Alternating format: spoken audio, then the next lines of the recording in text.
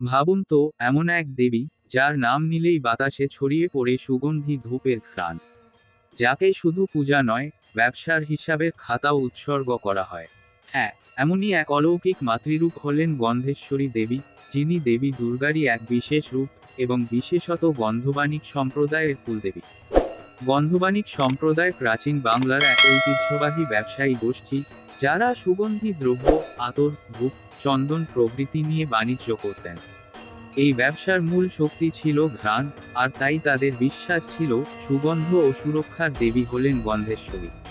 এক আশ্চর্য প্রথা হল, বৈশাখী পূর্ণিমায় এই সম্প্রদায়ের লোকেরা দেবীর পূজা করে তাদের হিসেবের খাতা, অ্যাবাকাস ও মাপঝোঁকের যন্ত্র, সবকিছু দেবীর পায়ে অর্পণ করেন, যেন ব্যবসার প্রতিটি অঙ্কের ভিতেই মায়ের আশীর্বাদ থাকে। দেবীকে ঘিরে রয়েছে এক চমকপ্রদ পুরাণ কথা। গন্ধাসুর নামে এক অসুর ছিল, যে পৃথিবীর সমস্ত গন্ধ আত্মসাৎ করতে চেয়েছিল।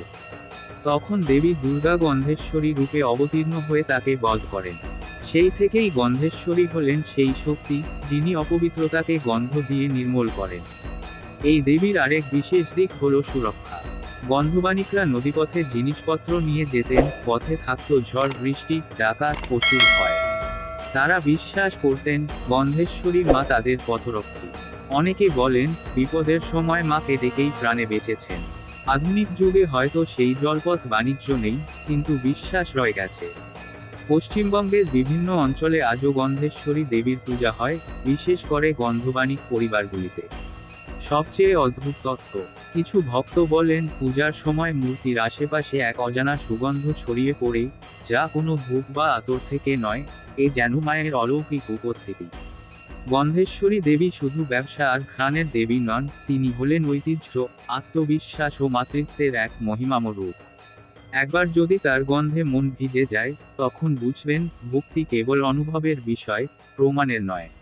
আপনি কি কখনো এই দেবীর পূজায় অংশ নিয়েছেন? যদি না নিয়ে থাকেন, তবে একবার বৈশাখী পূর্ণিমায় গন্ধেশ্বরীর কাছে গিয়ে দেখে আসুন, কিভাবে গন্ধে মিশে থাকে এক দেবীময় অনুভব।